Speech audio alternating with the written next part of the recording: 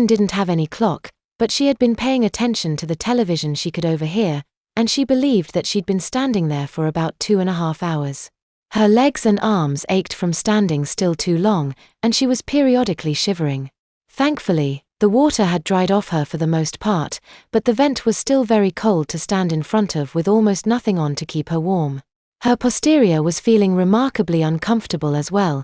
It was beginning to become itchy from being dirty so long. She heard a door open. Her father was home. Maybe he would convince Mary to end the punishment early. She rarely started a punishment when he was home, but once it had already started, she was likely to continue it unless he said something about it. She heard him come up behind her. He had to see the sorry condition she was in, half naked, messy, and holding the remainder of her mess in the swimsuit bottom in front of her. "You need to behave for your mother when I'm not home," he said, and headed upstairs. Erin was crushed. At that point, she knew in her heart that her father loved her stepmother more than his daughter.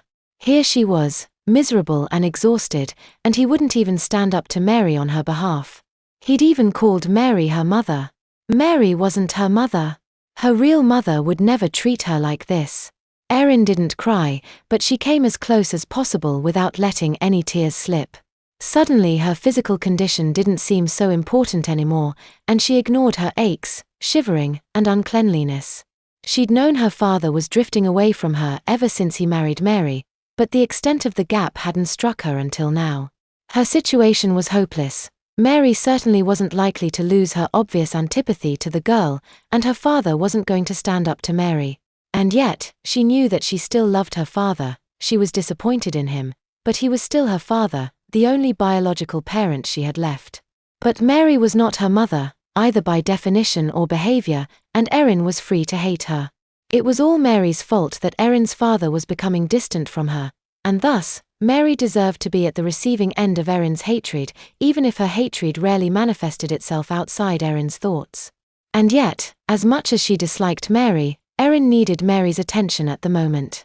Her body had finally managed to interrupt her thoughts again, telling her not only of her discomfort, but of her need to urinate. Mary hadn't told her she could move, but she also doubted Mary wanted a yellow stain on her towel. "Mary, I have to pee," she pleaded.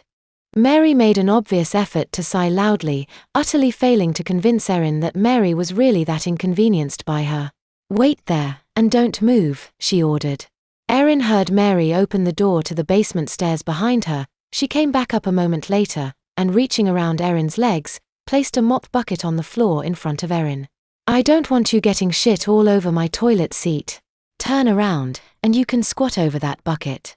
If you'd let me clean up earlier, you wouldn't have to be concerned about me getting the toilet seat dirty," thought Erin.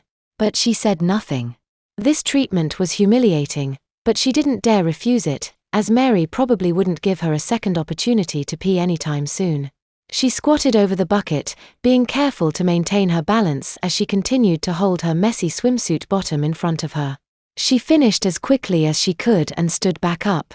"Now empty out your dirty swimsuit and that bucket into the toilet," said Mary. Erin complied, lifting the seat and dumping as much of her mess out of her swimsuit as she could, following up shortly with the bucket. Mary produced a sponge from behind her back.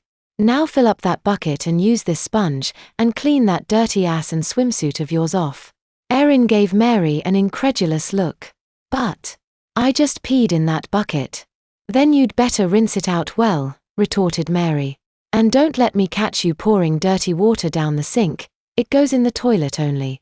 Fill at the sink, dump in the toilet."